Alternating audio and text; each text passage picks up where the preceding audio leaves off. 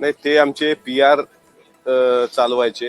त्यांनीच गुलाबी थीम ही महाराष्ट्रामध्ये आमच्या पक्षाला दिली.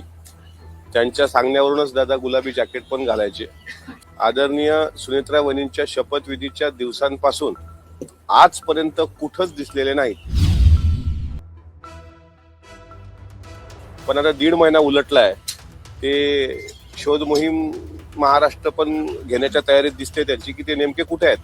ते महाराष्ट्रात आहेत की दिल्लीत आहेत, किंवा अजितदादांच्या अंत्यसंस्काराच्या वेळी ते ज्यावेळेस गॉगल लावून बसले होते तिथे कदाचित त्यांच्या डोळ्यात प्रचंड अश्रू वेदना असतील, ते दिसून येत लोकांना, म्हणून त्यांनी गॉगल लावला असावा अशी आम्हाला वाटतं. म्हणून त्यांनी ऍटलिस्ट त्यांना सांत्वन भेटावं, कारण दादांच्या अवतीभोवती दादांच्या पक्ष कार्यालयात सर्वात जास्त तेच असायचे ना.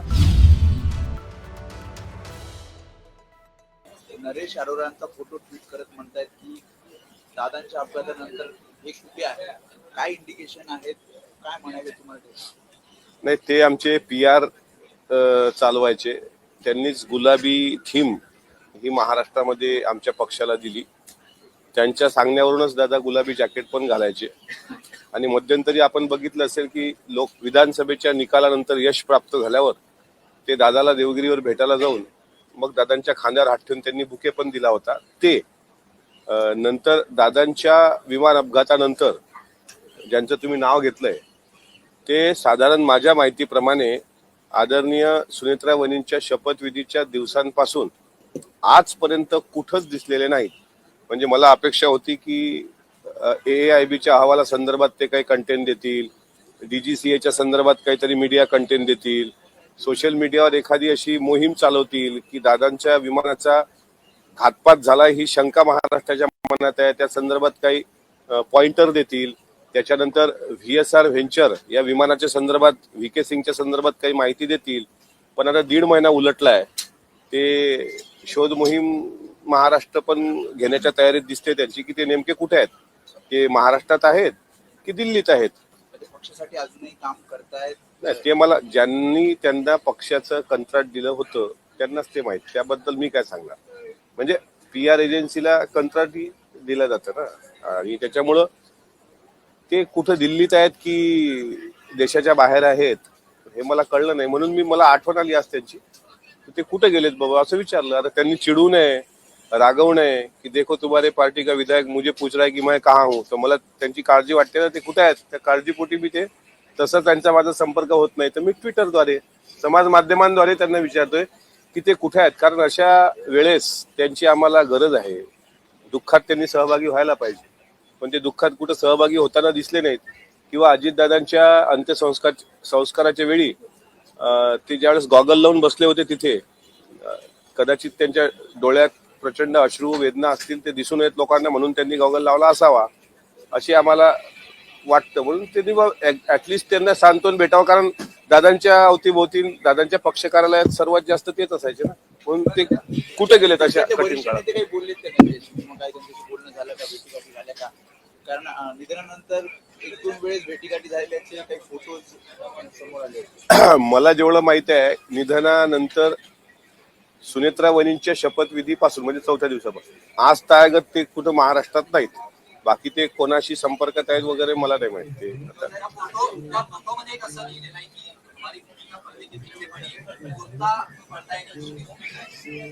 त्यांना विचारा, कारण त्यांनी एका टीव्हीला मुलाखत देताना त्यांचं वाक्य आहे की हमारी भूमिका पर्दे के पीछे बडी है. असंच ना, काय पर्दे के पीछे, हा म्हणजे आम्ही पडद्याच्या मागे राहून काम करतो असं त्यांनी सांगितलं. तर तो फोटो होता माझ्याकडे, त्यांचे फोटो नाहीत, त्याच्यामुळे माझ्याकडे तो फोटो दिसला. मला गुगलवर सर्च करा तुम्ही त्यांचं नाव, तर ते दिसला, तो मी ट्विट केला.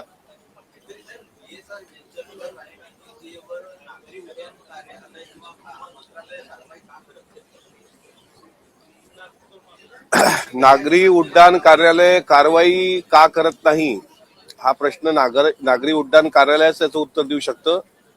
मी महाराष्ट्राचा प्रश्न विचारतोय. काल मी तुम्हाला इथेच सांगितलं होतं की उद्याच्या म्हणजे आजच्या कामकाजामध्ये चर्चा होणार, पण परत अजितदादांचं दुर्दैव असं आहे की आजच्या कामकाजात पण चर्चा नाही. म्हणजे चर्चा लावूच नये हे का? असं आहे की शशिकांत शिंदे साहेबांनी सातत्यानं मागच्या आठवड्यात पाठपुरावा केला होता. सोमवारी चर्चा येणार, मग मंगळवारी चर्चा येणार, दोन्ही दिवस स्किप झाले.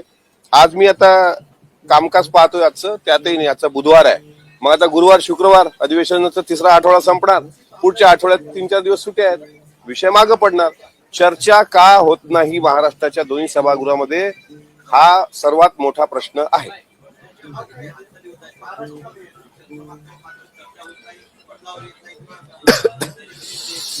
असा जर कोणता पडदा असेल की पडद्याच्या मागून चर्चा होत आहे, तर तो पडदा काढावा लागेल. आता त्या पडद्याच्या मागे काय आहे, पण चर्चा होणं अपेक्षित आहे. कारण नेता राज्याचा गेलाय, महाराष्ट्रातला इतका मोठा नेता, त्यांचं जाणं, ज्यांनी 40 वर्ष या विधान भवन मध्ये आपली जनतेची सेवा केली, आणि त्यांच्यावर साधी चर्चाही होऊ नये त्यांच्या विमान अपघातात. काल आमदार अमित देशमुख साहेबांनी जे प्रश्न विचारले ना विधानसभेमध्ये, ते खरं आहे ना. राजशिष्टाचार विभाग जो असतो, त्यांनी पण याबाबत अधिकृत माहिती दिली नाही. आज आपण अर्थसंकल्पावर चर्चा केली, विमानतळ सुरक्षित असली पाहिजे. बारामतीच्या विमानतळाच्या बाबतीत किंवा जिथं ती एअर स्ट्रीप आहे त्या बाबतीत अगोदर सुरक्षा घेतली असती, तशी काळजी घेतली असती, तर दादा आज आपल्यात असते. दादांनी अर्थसंकल्प मांडला असता, आम्हाला आनंद असता. पण हे असं का घडलं, याला जबाबदार कोण? राजशिष्टाचार खात्याने जो काही अद्यापही त्याबाबत खुलासा केलेला नाही, ते पण बाब गंभीर आहे. त्या संदर्भात माननीय विधानसभेचे सदस्य अमित देशमुख साहेबांनी काल खूप चांगले प्रश्न उपस्थित केले. आणि मला असं वाटते, दादावर प्रेम करणाऱ्या खासदारांनी, आमदारांनी, महाराष्ट्रातल्या लोकांनी हाच प्रश्न महाराष्ट्रात रेटून धरावा, जे अमित देशमुखांनी विचारले.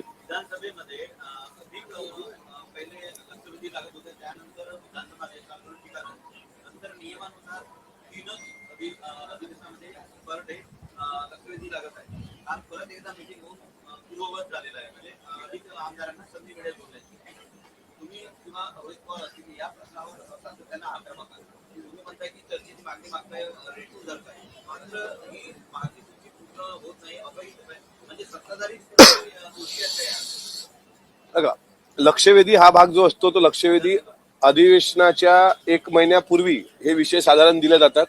तारांकित प्रश्नाचे विषय सुद्धा हे बॅलेटद्वारे दिल्या जातात, 31 प्रश्न, आणि त्यानंतर ती लक्षवेधी लागतात. ज्या वेळेस आम्ही लक्षवेधीचे विषय दिले, त्याच्यानंतर ही घटना घडली 28 जानेवारीची अजितदादांची. जर दादांची घटना अगोदर काही अशी घडली असती, दुर्दैवी घटना, आणि मग आम्हाला लक्षवेधी मागितले असते, तर आमचा प्राधान्यक्रम विमान अपघाताला राहिला असता. हा एक भाग. दुसरा विषय जो आहे की वरच्या सभागृहामध्ये चर्चा, तर आता विरोधी पक्षाला स्थगन देण्याचा अधिकार असतो. स्थगन प्रस्ताव जर सभागृहानं स्वीकारला नाही, तर अल्पकालीन चर्चा 93 कलम अंतर्गत घडून आणता येते. आता त्या चर्चेकरता माननीय सभापती तयार झाले. 2 दिवसांपासून त्याबाबत चर्चा सुरू आहे की ही चर्चा घ्या. काल परवा गिरीश महाजन साहेबांनी सांगितलं की आम्ही माननीय मुख्यमंत्री महोदयांशी बोलून याबाबत सविस्तर चर्चा करू. पण आजही तिसऱ्या दिवसाला ती चर्चा येत नाही, याची प्रचंड वेदना होते, प्रचंड दुःख वाटते, प्रचंड खंत वाटते. म्हणून लक्षवेधीचं आयुध असतं आमचं, की त्या विषयाला आपल्याला न्याय द्यायचा असेल तर लक्षवेधी, अर्धा तास चर्चा, अल्पकालीन चर्चा ही आयुध असतात. पण दुर्दैवानं कुठल्याच आयुधामध्ये ही चर्चा होत नाहीये, हे महाराष्ट्रासमोर खेदानं सांगावं असं वाटतं. आज 11 मार्च आहे, छत्रपती संभाजी महाराजांचा आज बलिदान दिवस आहे. 11 मार्चला महाराजांचं जसं बलिदान झालं स्वराज्याकरता, अजितदादांनी सुद्धा जनसेवेसाठी दिलेलं एक प्रकारचं ते बलिदानच आहे.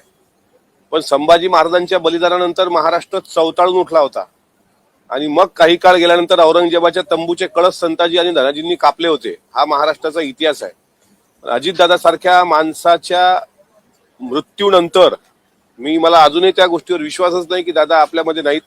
पण अजितदादांच्या विमान अपघातानंतर महाराष्ट्र शांत का आहे, हे पण इतिहासाला पडलेलं कोड आहे.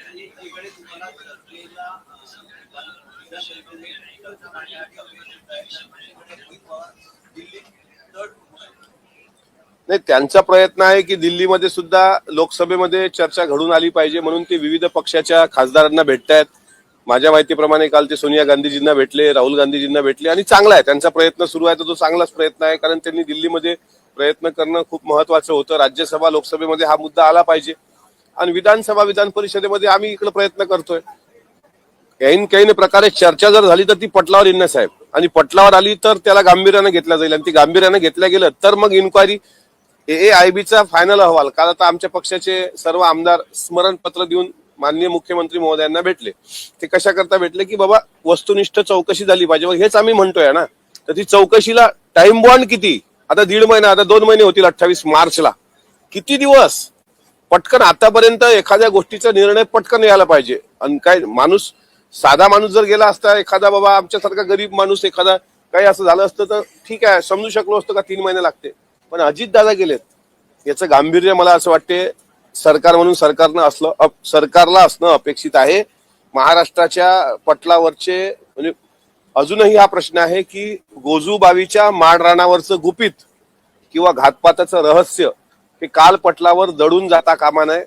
अजितदादा सारख्या मोठ्या नेत्यावर अन्याय होता कामा नये. त्याकरता आमची फाईट, आमची लढाई ही चालूच राहणार. सर हिंदी में जानना चाहेंगे, आपने एक ट्वीट करके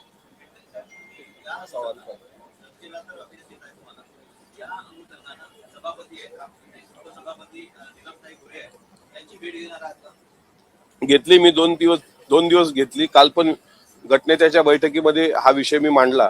ते आम्हाला कळलं ना काल की आज तो विषय येणार होता, पण आज नाही आहे. तर आता आज परत घेणार मी, मग उद्या विचार करेल मी आहे का, उद्या येणार नाही तर मग परवा विचारू.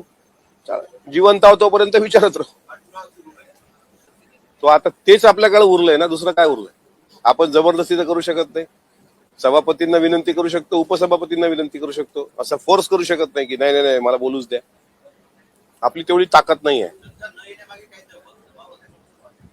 मग येत का नाही, चर्चा घडून आणायला काय हरकत नाही ना. आज मला सांगा, तो वॉर चालू आहे, वर्ल्ड वॉर. आता आज सिलेंडरची टंचाई आहे, गॅसचे दर वाढतायत, पेट्रोलचे, याच्यावर चर्चा येऊ शकते दुसऱ्या दिवसात. जेवढं वर्ल्ड वॉर मध्ये तिकडच्या लोकांचं नुकसान झालं ना, तिकडं अजितदादाच्या विमान अपघातानं महाराष्ट्राचं नुकसान झालंय. आणि महाराष्ट्राच्या नुकसानाच्या बाबतीत चर्चा होऊ द्या ना, झाली पाहिजे, त्याला काही अडचण नाही. आणि याच्यात जर काही कोणी काय खरं खोटं आहे एकदा जनतेसमोर येऊ द्या. अदृश्य करू शकत असेल, दृश्य शक्ती करू शकत असेल, ते मी नाही सांगू शकत, पण चर्चा होणं महत्वाची आहे. सर आपने कहा कि मिसिंग है, एक आदमी का नाम लेके ट्वीट किया है, क्या कहना? मैंने किसी आदमी का नाम नहीं लिया, मैंने एक फोटो डाला है और पूछ रहा हूं मैं नहीं पूछ रहा, महाराष्ट्र पूछ रहा है कि ये नेक बंदा अभी कहाँ है. ये वही बंदा था जब विधानसभा के चुनाव के नतीजे आए थे तो अजितदादा को गुलदस्ता देकर उनके कंधे पे हाथ रखने की जरूरत की थी इन्होंने. और उस वक्त मैंने कहा था you are not soldier, you are salary soldier, and that is different between 2 words, soldier and salary soldier. So अभी वो कहाँ है. यानी जब अजितदादा के फ्लाइट क्रैश का एक हादसा हुआ, उसके बाद तीसरे दिन महाराष्ट्र के डिप्टी सीएम, पहले महिला डिप्टी सीएम करके सुनेत्रा वहिनी ने जो शपथ विधि समारोह में हिस्सा लिया था, उन्होंने शपथ ग्रहण की थी. वहां से आज तक ये महाशय कहीं दिखते नहीं. और उनका फोटो भी मुझे वही मिला गूगल पे कि पडद्यामागे आम्ही काहीतरी करतो, ऐसा कुछ फोटो है, वो मुलाकात दे रहे हैं. लेकिन अभी वो कहाँ है, दे आर PR फ्रॉम और पार्टी. तो अभी उनको ढूंढना तो पड़ेगा. महाराष्ट्र से आपको बड़ा लगाव था, आप चंडीगढ़ से थे, आप महाराष्ट्र के बाहर से थे, तो अब महाराष्ट्र की जनता पूछ रही है कि दादा कहाँ है. तो आप कंटेंट दो मीडिया को कि दादा कहाँ है. और DGCA ने किस तरीके से VSR वेंचर को बैकअप दिया है, VSR वेंचर के लोगों ने किस तरीके से ये फ्लाइट क्रैश किया है, AIB ने जो 23 पेज का अहवाल दिया है वो किस तरीके से गलत है, ये कंटेंट देने की जिम्मेदारी उनपे थी सैलरी लेकर. लेकिन आज वो कहीं दिखते नहीं, इसलिए हमें उनकी याद आ गई. तो मेरे पास उनका पर्सनल कांटेक्ट नंबर नहीं और मेरा कांटेक्ट भी नहीं था, इसलिए मैंने सोशल मीडिया प्लेटफॉर्म द्वारा पूछा कि बहती हवा सा था वो, कहाँ गया, उसे ढूंढो. कल रोहित पवार जाके सोनिया गांधी से मिले, जाके अजितदादा के मामले पे चर्चा की. नहीं, उनका मैं अभिनंदन करना चाहता हूं कि कम से कम दिल्ली में जाके सभी पार्टियों के सांसदों से वो मिल रहे हैं. सोनिया गांधी जी से मिले, आम आदमी पार्टी के लोगों से मिले, राहुल गांधी जी से मिले और सारे कई सांसदों से वो मिले. उनकी कोशिश है कि दिल्ली के दोनों सदनों में इस बात की चर्चा होनी चाहिए. जिस तरीके से फ्लाइट क्रैश हुआ, जिस तरीके से अजित दादा जैसे बड़े नेता का फ्लाइट क्रैश होता है, उस पर कोई चर्चा नहीं हो सकती या FIR भी पुलिस लेती नहीं. तो इसके बारे में ऊपर के सदन में कोशिश है उनकी, सांसद और राज्यसभा लोकसभा दोनों में चर्चा लगाने की. तो उनका मैं अभिनंदन करता हूं. लेकिन इधर महाराष्ट्र में विधानसभा और विधान परिषद दोनों जगह ये चर्चा आनी चाहिए, इसलिए भी हमारा प्रयास जारी है। सभी नेताओं से मिल रहे हैं, लेकिन जाके अमित शाह और प्रधानमंत्री से मिलकर बातचीत करने का कुछ नहीं, अभी उसके बारे में उनको पता है, क्योंकि वो खुद 3-4 दिन से दिल्ली में है। वो कोशिश कर रहे हैं दोनों को, माननीय मोदी जी को मिलने की, माननीय अमित शाह जी को मिलने की, लेकिन उनके अपॉइंटमेंट मिलने के बाद ही वो मिलेंगे। आपने कहा कि सिलेंडर की कमी हो गई है, तेल की कमी है, उसमें चर्चा होती है, लेकिन अभी दादा के प्लेन क्रैश में चर्चा नहीं। ये महाराष्ट्र का दुर्भाग्य है। वर्ल्ड वॉर शुरू हो चुका है, और जो वर्ल्ड वॉर में अभी जो शॉर्ट आ रहा है, घरगुती गैस सिलेंडर हो या फिर फ्यूल अभी बढ़ेगा, उसके रेट बढ़ेंगे, इस पे सदन में चर्चा हो रही, लेकिन 1 महीना पहले जो हादसा महाराष्ट्र में हुआ उस पे सदन में चर्चा नहीं होती। क्रिकेट पे चर्चा होती है। और मैं महाराष्ट्र गवर्नमेंट से ये भी कहना चाहूंगा कि बीसीसीआई ने 131 करोड़ रुपए क्रिकेट वालों को दिए। अभी उनको कुछ बख्शिशों या प्राइज की खैरात देने की कोई जरूरत नहीं, बिकॉज इंडिया के सभी प्लेयर जो है वो इकोनॉमिकली स्टेब्लिश है। देना होगा तो किसानों के झोली में कुछ डालिए, क्रिकेटरों को कोई देने की जरूरत नहीं, ना उनका कोई अभिनंदन करने की जरूरत है। वो मैच जीते उसके लिए उनका अभिनंदन, लेकिन इसका मतलब ये नहीं होता कि वहां बैठ के मैच वीके सिंह देख रहा होगा और दूसरी तरफ मैच जीतने के बाद जैसे हमने पूरा जीत ही लिया, अब कोई समस्या भारत में रही नहीं, ऐसा नहीं होता है। तो खेल एक खेल होता है, इसीलिए उनकी चर्चा भी सदन में होती है, ये चर्चा भी सदन में होती है, लेकिन अजीत दादा जैसे नेता की चर्चा सदन में क्यों नहीं होती? मुझे लगता है इससे बड़ा महाराष्ट्र का दुर्भाग्य कोई होने से।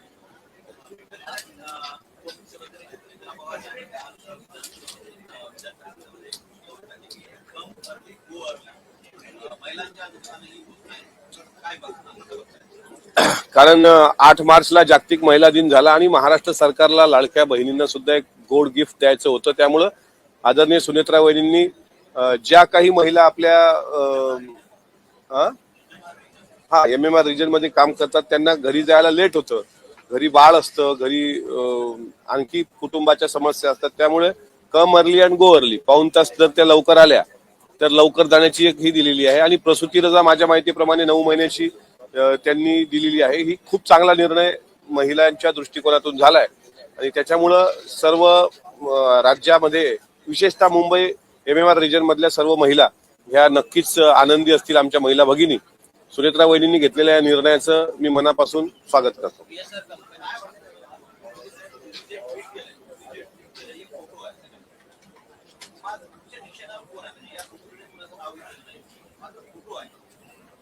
मी ते आमचे पक्षाचे PR होते ना, त्यांचं नाव मला घ्यायचं नाहीये, पण ते आमच्या पक्षाला गुलाबी कंटेंट जो दिला, गुलाबी थीम म्हणजे स्टेज गुलाबी, जॅकेट गुलाबी, बलून गुलाबी, बोर्ड गुलाबी, फ्लॅग्स गुलाबी, तर ते पहिल्या दिवसांपासून म्हणजे विधानसभेच्या निवडणुकीच्या पूर्वी त्यांना लॉन्च केलं होतं पक्षाने। नंतर विधानसभेचा निकाल आला, विधानसभेमध्ये अजित दादांच्या मेहनतीमुळे महाराष्ट्रात 40-41 आमदार निवडून आले आणि नंतर ते बुके घेऊन दादांकडे गेले। त्यांनी दादांच्या खांद्यावर हातही ठेवला होता, त्याचं उत्तर पण मी माझ्या पद्धतीने दिलं होतं, त्या उत्तराला मला पण उत्तर मिळालं। आणि आता अजित दादांच्या अशा विमान दुर्घटनेनंतर ते कुठंच दिसत नाहीत, म्हणून मला त्यांची आठवण आली। माझ्याकडे त्यांचा पर्सनल नंबर नव्हता, म्हणून सोशल मीडिया प्लॅटफॉर्मवर विचारलं की हे महाशय कुठे आहेत, आणि ते दिल्लीत आहेत, तर त्यांनी महाराष्ट्रात यावं, कारण आमचा पक्ष त्यांना मिस करतोय आता मोठ्या प्रमाणात।